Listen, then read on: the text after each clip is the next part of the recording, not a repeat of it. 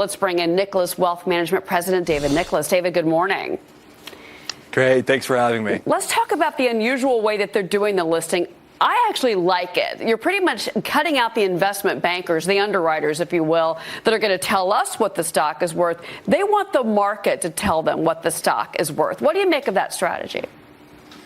Yeah, it's a great point. You know, Spotify's choosing the non-traditional route of a direct listing over the traditional IPO. The best way to think about it, you know, an IPO is kind of like a marriage, a wedding, and a direct listing is like running off to elope, right? So there's no underwriters, like you said, there's no investment banks, there's no share dilution, and there's no lockup period. So the employees and prior investors can sell their shares immediately on the open if they want to. So there's a lot of benefits for choosing this direct listing option over a traditional IPO. Okay, so you like the fact that they're doing this. Let's look at the company and talk about your thoughts on the company. They've got 75 million premium subscribers, those that pay to have music without ads. They've got 100 million ad-supported users, meaning that those people don't pay, but they had to listen to advertisements. What do you make of the numbers as far as Spotify? Yeah, the numbers are good. So if you compare it to Apple's streaming service, they've got much more active users than Apple does. But the question for investors is really, can Spotify, monetize all these users that they have more than just the $5 or the $10 a month monthly subscription? So I think there's a lot of upside potential just given the large user base that Spotify has.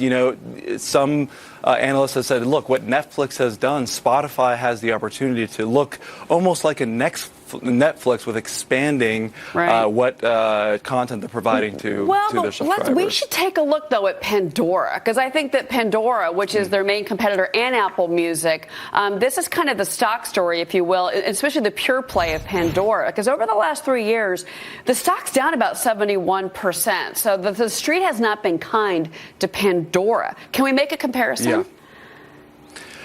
You can. Pandora, you're right. It has struggled. But profitability isn't always exactly what's needed. If you take Dropbox, for example, they IPO'd last month. Their stock's up almost 40%.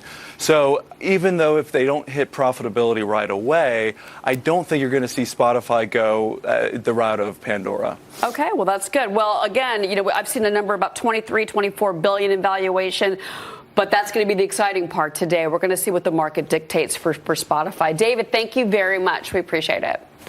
Absolutely. Thanks for having me.